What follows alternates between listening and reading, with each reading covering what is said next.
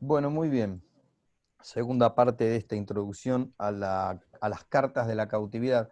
Hay un fragmento más de esa carta a los colosenses que querría traer ahora, en este momento de la clase, para ilustrar un poquitito más esto que tan torpemente intenté explicar.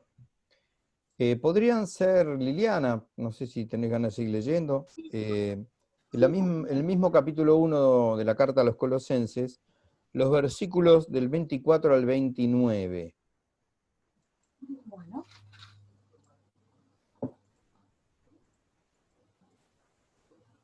acá estamos. Ahora me alegro de poder sufrir por ustedes y completo en mi carne lo que falta en los padecimientos de Cristo, para bien de su cuerpo, que es la Iglesia. En efecto, yo fui constituido ministro de la Iglesia porque, de acuerdo con el plan divino, he sido encargado de llevar a su plenitud entre ustedes la palabra de Dios, el misterio que estuvo oculto desde toda la eternidad y que ahora Dios quiso manifestar a sus santos.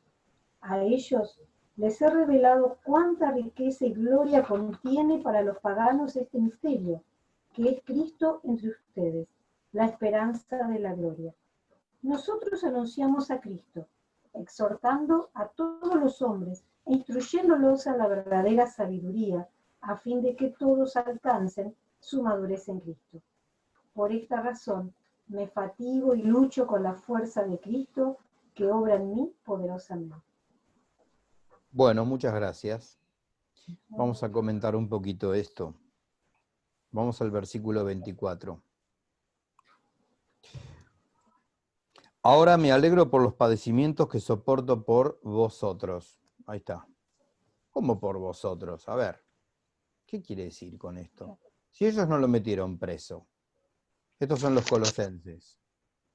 Ujú. Después vamos a ver que Pablo no los conoce a ellos. No visitó nunca Colosas.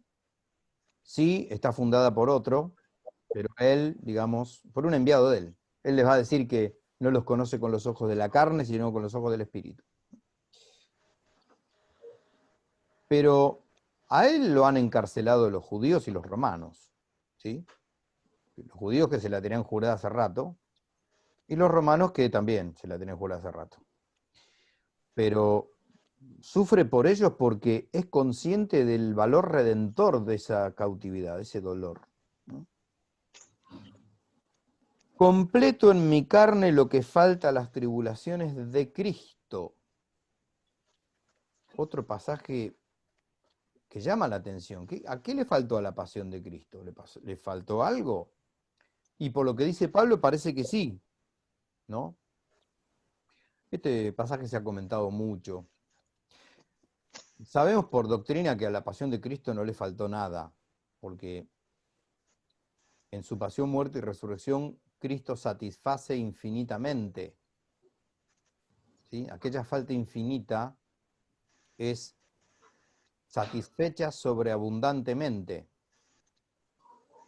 La pasión de Cristo fue suficiente para redimir este mundo y todos los mundos posibles. Sabemos los méritos infinitos de la sangre de Cristo. Luego, a la pasión de Cristo no le falta nada. Pero ¿qué dice el apóstol acá? Porque esto es palabra de Dios, ¿no? O sea, que acá no hay error. En realidad, fíjense cómo sigue el versículo, estamos en el 24, ¿no? Ujú. Lo que falta a las tribulaciones de Cristo, en favor de su cuerpo, que es su iglesia. Esto es muy típico de estas cartas de la cautividad. La noción de iglesia como soma, como cuerpo de Cristo. Cuerpo misterioso. Misterioso, no místico, ¿eh? San Pablo no dice cuerpo místico. Los finales a veces vienen con el chip del cuerpo místico. No, Pablo habla de cuerpo de Cristo, no de cuerpo místico. Cuerpo místico es posterior a Pablo, esta noción que hoy tenemos de la iglesia. Pero sí cuerpo de Cristo. Cristo cabeza, iglesia cuerpo, eso es muy de Pablo. Cefaletus somatos. Cabeza del cuerpo, eso, así le llama a Cristo, ¿no? lo que le falta a las tribulaciones de Cristo en favor de su cuerpo, que es la iglesia. Lo que está diciendo Pablo acá es un pasaje oscuro, clarísimamente. Es oscuro clarísimamente, ¿no? Qué paradoja. Sí. Sinécdo, que se llama eso, ¿no? En literatura. Sinécdo. ¿Sí, no? Sí. Sinécdo, ¿que era? Sí.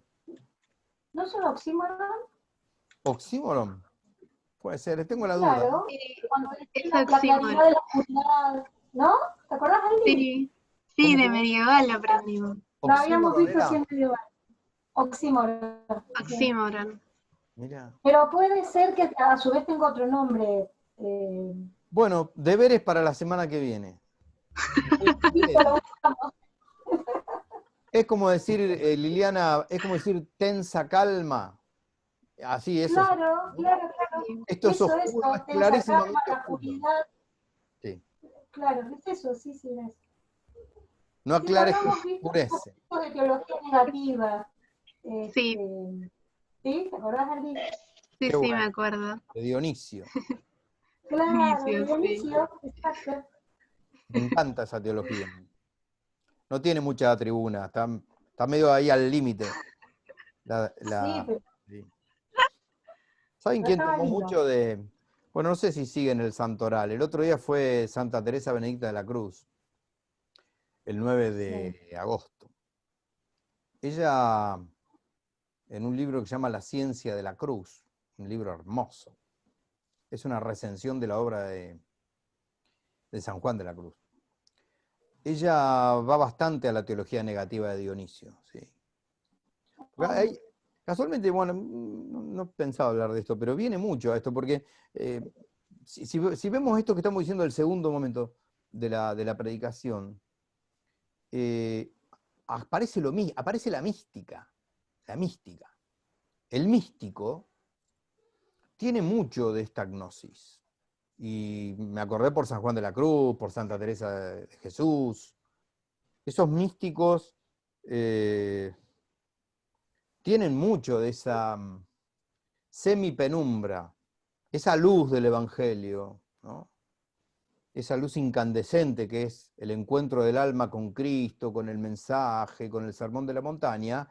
Después tiene otras etapas, ¿no? San Juan de la Cruz habla de la noche de los sentidos, habla de la noche del espíritu. Bueno, Pablo está en una noche. Ahora, si ustedes pudieron ver la película que yo les recomendé a principio de año, esta que se rodó hace 2 años, vieron lo que es la prisionesa, madre mía, ¿no?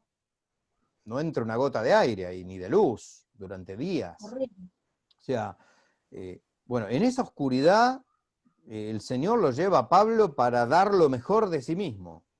Pablo va a estar muy feliz en estas cartas, ¿eh? Increíble. Ahí tenemos otra paradoja. Ya no sé si es oxímoron o sinécdoque, ¿sí? Bueno, la semana que viene Aldana va a dar una clase especial en Biblia 4 de este término. Bueno, muy bien. Profesor, vaya a lo que está dando. ¿Qué le falta a la tribulación de Cristo? No, vuelvo a repetir, no es que le falte nada. Lo que la exégesis común ha tomado de este pasaje raro es que en realidad la iglesia completa, no en el sentido de que esté incompleta la pasión, sino que Dios, Jesús, el Hijo, comparte con su esposa la gloria. Pero él, para llegar a la gloria, tuvo que pasar por la cruz. Entonces le comparte la cruz a la esposa. La pasión que tuvo el esposo también la vive la esposa. Así se entiende este entretiempo entre la resurrección y la parusía, entre la primera venida y la segunda venida. Es el tiempo de la pasión de la iglesia. Muchos teólogos amigos de este grupo, como podemos ser con Axel, que nos pasamos el libro del cardenal Sará y todo esto. El cardenal Sará es el prefecto de la Congregación para la Sagrada Liturgia y la Celebración de los Sacramentos del Papa Francisco, un papa africano, un nuevo obispo africano, el cardenal Robert Sará. Él dice que la iglesia ya ha entrado en su pasión. Cuando le preguntan si está lejos la segunda venida de Cristo, dice que no está lejos, ¿no? Y que la iglesia ahora está viviendo su pasión. Es más, él dice que la iglesia ya entró en el Jueves Santo. bueno, ya es una opinión, ¿no? Del prelado, pero bien. Es decir, Jesús, que ama profundamente a su esposa y dio su vida por ella, comparte la cruz y la gloria con su esposa. Entonces, en el cuerpo de Pablo y en el cuerpo de cada bautizado, se tiene que vivir la pasión de Cristo. A eso se refiere el Señor cuando dice: el que no toma su cruz y me sigue no puede ser mi discípulo. Se está refiriendo a eso. Bueno.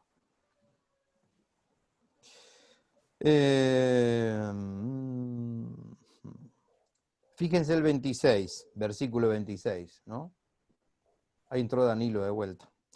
Versículo 26. Al misterio, con mayúscula lo tenemos en la mayoría de las Biblias, al misterio escondido desde siglos y generaciones y manifestado ahora a sus santos, a quienes Dios quiso dar a conocer cuál es la riqueza de la gloria de este misterio entre los gentiles, que es Cristo entre vosotros, la esperanza de la gloria. Eso con carteles luminosos, ténganlo. Remárquenlo si están tomando apuntes. Danilo, ¿todo bien? ¿Nos está siguiendo bien ahora? Sí, finalmente ahora sí. No Bueno, escuchaba nada. bueno. Está grabado esto igual. Cualquier cosa después, Sí, sí. hablando de tribulaciones, te martirizás escuchándome a mí por segunda. Estamos hablando de las tribulaciones de la iglesia, justamente, ¿no? Muchas veces en los exámenes finales le preguntamos al alumno: ¿y cuál es el misterio? San Pablo revela el misterio, perfecto. ¿Y cuál es el misterio? Y se queda. El misterio es acá está. ¿Qué es? Cristo entre vosotros. Cristo en ustedes. Ese es el misterio. Eso es lo que vamos a ver ahora en la carta de la cautividad. Cristo en su iglesia, que está misteriosamente, está en la Eucaristía. Ahí está presente, Cristo. Esa es la esperanza de la gloria, ese es el anticipo de la gloria, el anticipo del reino. Cristo en su iglesia. Fundamental esto en la catequesis, que siempre aletea por ahí el espíritu del luterito, que no quiere saber con Cristo mucho, lo ama a Cristo, pero no quiere saber nada con su esposa, con la iglesia. El misterio, el modo misterioso que Cristo eligió quedarse hasta su segunda venida es en la iglesia, no es afuera de la iglesia. Después, si Dios va a salvar gente que no haya conocido jamás la iglesia, es una cuestión de Él, de su infinita misericordia. Pero el católico tiene que hacer saber que el modo misterioso en el que Cristo está actuante en el tiempo y en la historia es en su iglesia, en los sacramentos. Ahí descendió el Espíritu Santo en Pentecostés. No descendió en cualquier lado, descendió en la iglesia. El segundo paráclito ese, que vamos a leer en San Juan, desciende sobre los apóstoles y sobre María. No sobre todos los bautizados. Sí, por añadidura, por supuesto. Por supuesto, se transmite, pero es a través del ministerio apostólico. El Espíritu decidió completar la obra de la redención en la iglesia. Ahí. Bueno, esto fue la introducción. La introducción a las cartas de la cautividad. Bueno, voy a seguir hablando yo un poco. Prometo a partir de la próxima clase ya darle directamente paso a que hable Pablo. Les voy adelantando que vamos a empezar no por orden canónico, sino por orden teológico. Primero me va a interesar que leamos la carta a los Filipenses. Y de paso entro con este nuevo tema que quería presentar a partir de ahora. ¿Por qué entro por Filipenses? No sabemos a ciencia cierta si está escrita primero o no. Porque Filipenses presenta un paralelismo muy grande con Efesios. Es más, algunos exégetas creen que es la misma carta, que en algunos manuscritos está completa y en otros no. Por ejemplo, las partes morales, las secciones estas parenéticas de Efesios y de Colosenses son casi similares, casi gemelas. Por momentos parece que fuera la misma carta. Hay una, de paso, dicho sea de paso, hay una parte moral hermosa. Sobre todo hay una moral matrimonial muy linda ahí. En las dos cartas, en Colosenses y en Efesios. Pero yo decía que le iba a dar yo una secuencia teológica al orden de esas tres cartas. Y empiezo por la de los filipenses, dije, ¿no? De los filipenses. Sí. Claro. Porque yo quiero hacer una articulación que creo que guarda fidelidad con el desglose de la revelación del misterio que Dios hace a través de Pablo en los tres himnos que cada carta tiene. Discúlpenme medio...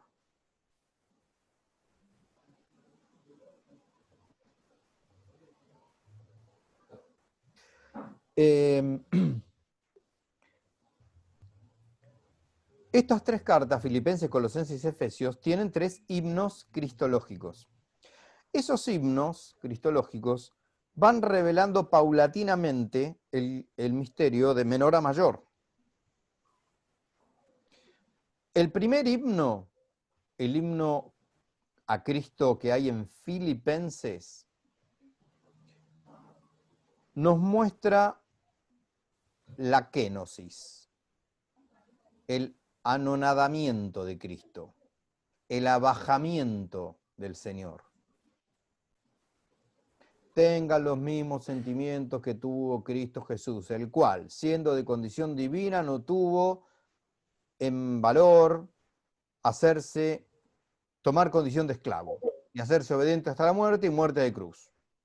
Esa es la kénosis. El que fue Dios no tuvo problema en hacerse hombre y además dejarse humillar como el peor de los hombres, como un criminal. Hacerse débil sin ser rey. Exacto. A pesar de ser infinito, se hizo finito, además de ser perfecto, se hizo como un desprecio, ¿no? Como maldito. Acuérdense que la muerte en cruz era una muerte infamante, sumamente infamante. Bien. Ese es el himno kenótico, dicen los manuales, el himno de la kénosis, el himno de Filipenses. Después vamos a ver Colosenses. Cada una de esas comunidades además va a tener su particularidad pastoral, que llegado el momento lo vamos a explicar. Pero quiero que entendamos la cristología de estas tres cartas como un hilo conductor. En el himno cristológico de Colosas, ya Pablo va un poquitito más allá de la kénosis, porque va a poner su acento en la infinitud y en la plenitud de Cristo. Ese Cristo que se abajó y tomó condición de siervo, ahora en el himno a los colosenses se muestra como pléroma, en griego, como plenitud. Él es la imagen visible del Dios invisible. En Él se fundan todas las perfecciones de lo creado y lo increado. Lo estoy parafraseando, no con mucha fidelidad. Nos va a mostrar a Cristo como plenitud universal en Colosenses. El pléroma, la plenitud. Cristo pléroma de Dios. ¿Sí? Es la obra maestra, es la consumación, ojo, es la consumación. La obra maestra es la naturaleza humana de Cristo redimida. Atenti. Digo porque este himno a los colosenses le sirvió mucho a los arrianos. ¿Sí? Ahora después vamos a leer, cuando lleguemos al himno vamos a explicar en dónde hay. Los arrianos se agarraron de una palabrilla para sostener que Cristo era una criatura más, que era nada más que creado. Bueno, muy bien. Colosenses. Después en Efesios, Pablo va a ir todavía un poco más arriba. ¿En qué sentido? En que esa plenitud de Cristo, esa plenitud cósmica, Pablo la va a mostrar más refinadamente y más perfectamente en su iglesia. En la carta a los Efesios vamos a ver que la plenitud de Cristo es su iglesia. Es el culmen de la acción trinitaria de la obra de la redención. Importantísima esta carta a los Efesios. Efesios 5, ¿Cómo? ¿es lo que estaba en Efesios No, 5 1:1. no? No, al principio, porque el himno de Efesios está al principio. Que lo tenemos al principio de algunas misas. Bendito sea Dios el Padre, nuestro Señor Jesucristo, que nos ha bendecido toda clase de bienes espirituales. Ese es el himno de Efesios. Ese es el himno más denso de todos.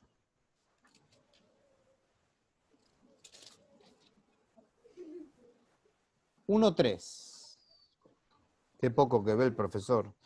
1:3, Efesios 1:3. Bendito sea el Dios y Padre de nuestro Señor Jesucristo.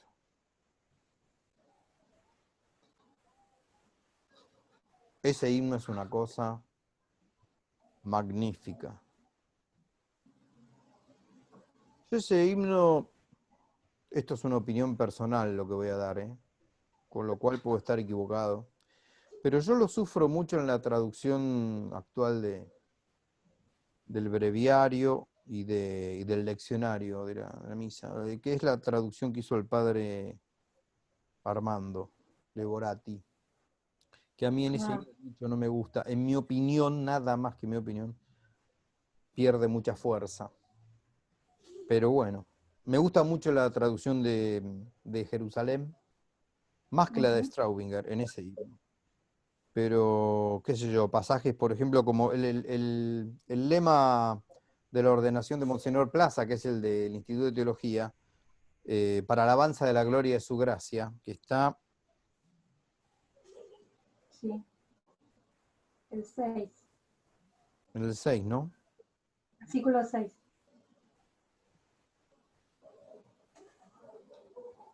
Perdón. Fausti, ¿puedes hacer silencio? Para alabanza de la gloria de su gracia. Sí, bueno, en la traducción, en la otra, en mi opinión, pierde como mucha... Bueno, pero esas son cosas que le parecen a uno nomás. Efesios. Bueno, entonces, retomo. Filipenses, Colosenses, Efesios. Nosotros nos vamos a mover más que nada por ahí. Bueno, sigo presentando la segunda parte del año, con lo que nos queda del Corpus Paulino.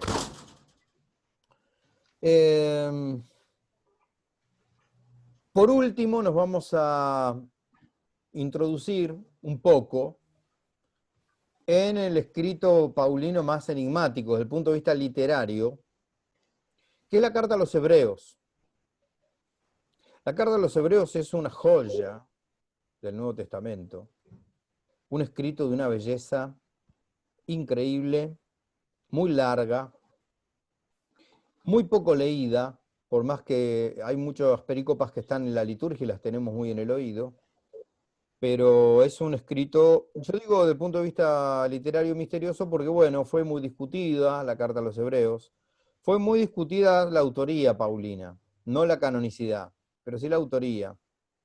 Porque, bueno, cuando ya la leamos, nos vamos a dar cuenta que ni bien empieza tiene un sonido distinto, tiene una música diferente, un tono de voz distinto al que Pablo nos tiene acostumbrados.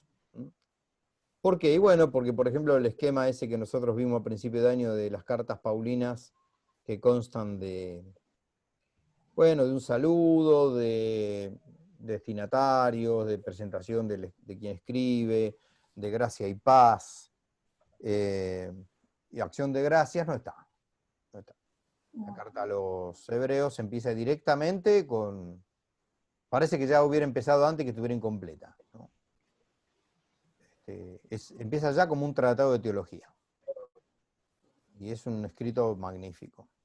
Que, bueno, la pluma difiere, la pluma, incluso en el original y en las traducciones que nosotros podemos leer, difiere bastante de la pluma de las otras cartas, lo cual hizo, bueno, tanto a las iglesias de Oriente como de Occidente a dudar muchas veces de que fuera Paulina, hasta que la Pontificia Comisión Bíblica, en el año 1900, no me acuerdo si era 1903 o 1914, bueno, escribe, declara, digamos, que la carta a los hebreos no se considera directamente paulina, es decir, que no consta que haya sido escrita por el apóstol ni dictada por el apóstol, pero la admite como indirectamente paulina.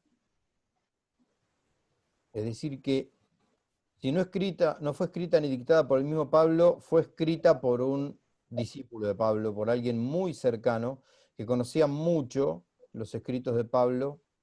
Y bueno, ahí surgen un montón de hipótesis. Que podría haber sido Lucas, que podría haber sido Bernabé, que podría haber sido Apolo. Pero bueno, a nosotros mucho no nos va a distraer eso.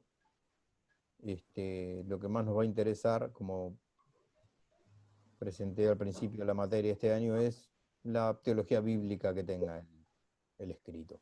Y tiene una teología bíblica muy madura, muy rica, muy también de este segundo momento de revelación del misterio, de esa gnosis, porque se nos va a presentar a Jesús como sumo sacerdote. Es el único escrito que lo nombra a Cristo como sumo sacerdote. El sacerdocio de Cristo, cuando hay que investigar el sacerdocio de Cristo en el Nuevo Testamento, hay que ir a Hebreos, indefectiblemente, porque es el centro medular de todo ese escrito, ¿no? Muy bien.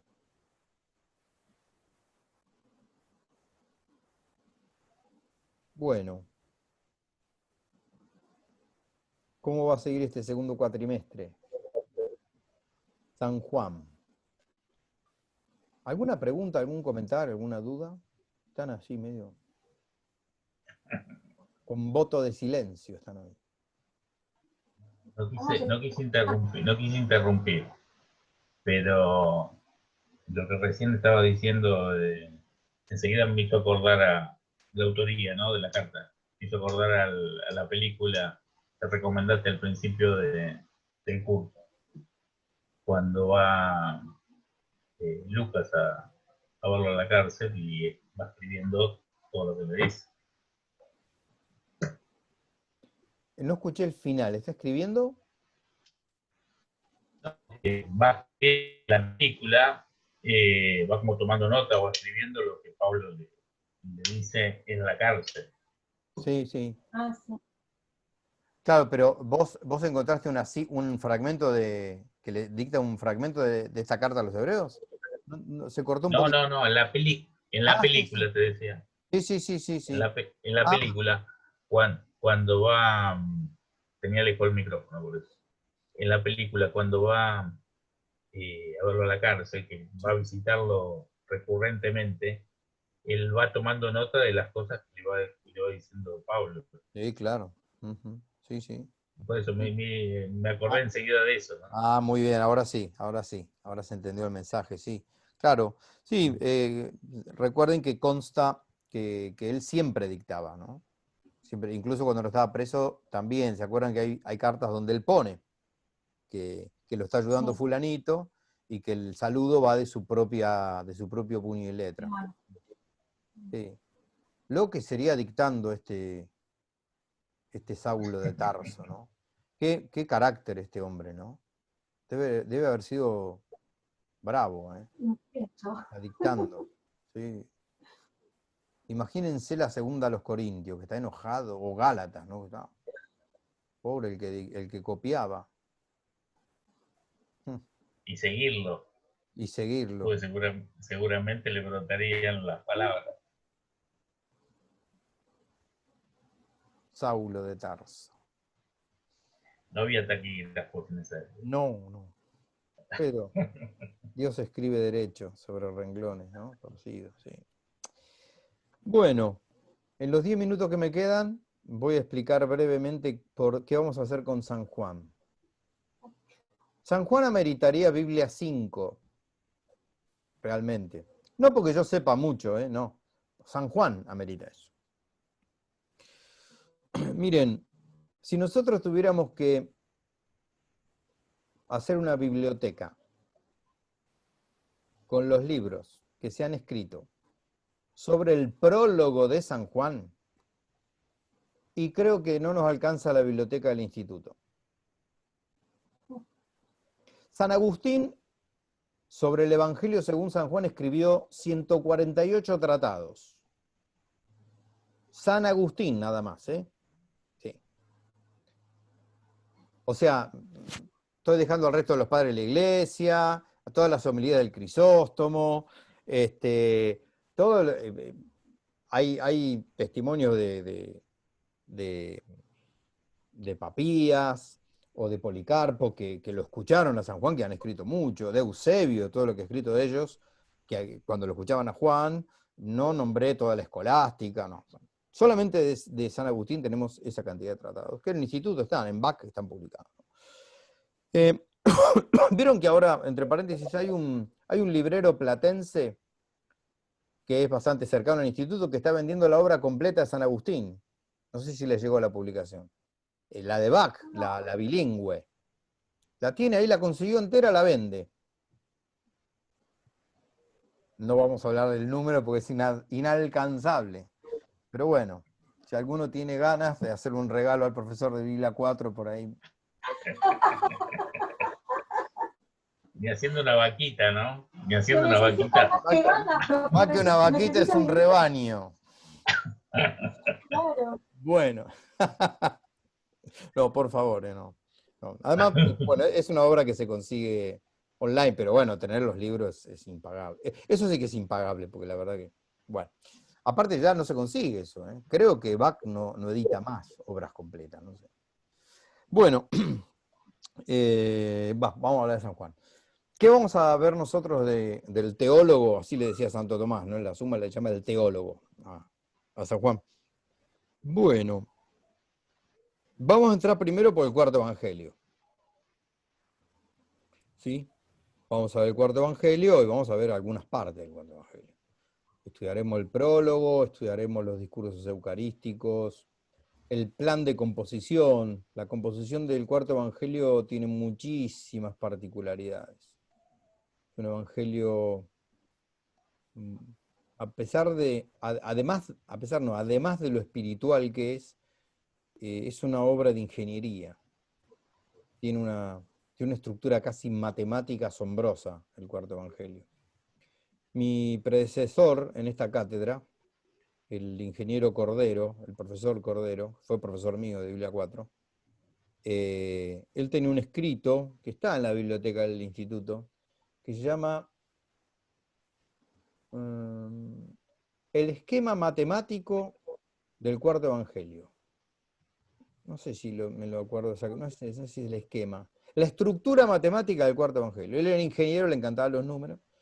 Bueno, es asombroso, ¿no? Hay unos planes de composición que son muy, muy numéricos. Mismo el prólogo, nosotros vamos a analizar el prólogo, vamos a analizar en base a un francés que es el padre Weismar, que él detectó un tipo de composición en espejo, se llama. El prólogo del cuarto evangelio, el prólogo del Evangelio según San Juan, está realmente compuesto como si por una técnica que se llama de espejo. Después la voy a explicar y la vamos a ver aplicada al prólogo. Bueno, ¿qué más del prólogo del cuarto evangelio? Bueno, creo que con eso vamos a tener para divertirnos bastante. ¿Por qué? Porque a San Juan lo solemos tomar cuando el tiempo y el año se empieza a ir. Lo entramos a ver en septiembre, segunda mitad de septiembre, ya casi con la primavera empezamos, y ahí el reloj empieza a apurar. Yo por ahí, si ustedes, después lo podemos ir charlando, si ustedes llegan a poder, por ahí, más tirando a fin de año, retomemos las clases semanales. Vieron que estamos cada 15 días con ustedes. Pero ustedes lo van a ir viendo, me lo van a ir diciendo también si es posible, pero por ahí algunas semanas hagamos todas las semanas, porque si no, no vamos a llegar. Pero bueno, llegó el momento, por ahora seguimos cada 15, ¿sí? Llegó el momento donde veo que se me queden muchos temas afuera. Bueno, vemos esa posibilidad. Acelerar. Hay que acelerar. Hay que acelerar. Sí, porque encima esta materia, qué sé yo, no es por nada, pero esta materia es troncal para el profesorado, sobre todo para el profesor de Ciencias Sagradas. Si bien está en el profesor de Filosofía, está Biblia 4, pero para ustedes como profesor de Ciencias Sagradas no puede faltar esta materia. Bueno, yo querría también entrar a la primera carta de Juan. La primera carta de Juan por lo menos la querría analizar, aunque sea una clase. Una carta que se usa mucho, mucho en la catequesis, la primera de Juan. Y bueno, y el Apocalipsis. Biblia 6. El Apocalipsis no es un libro, es una biblioteca ese libro. Hay años que, les confieso que hay años que no llego ni a tocarlo. El año pasado, el año pasado, ¿saben qué hicimos con el Apocalipsis? Lo leímos, nada más que leerlo. Yo, así, no hablaba yo, me puse una cinta acá, y lo escuchamos todo, entero, del capítulo 1 al 21. Y otro año anterior, creo que fue el 2016, también llegué a hacerlo. Pero bueno, yo querría tocarlo, es un libro que lo estudio todos los años, a mí me fascina el Apocalipsis, pero bueno, es un mundo aparte.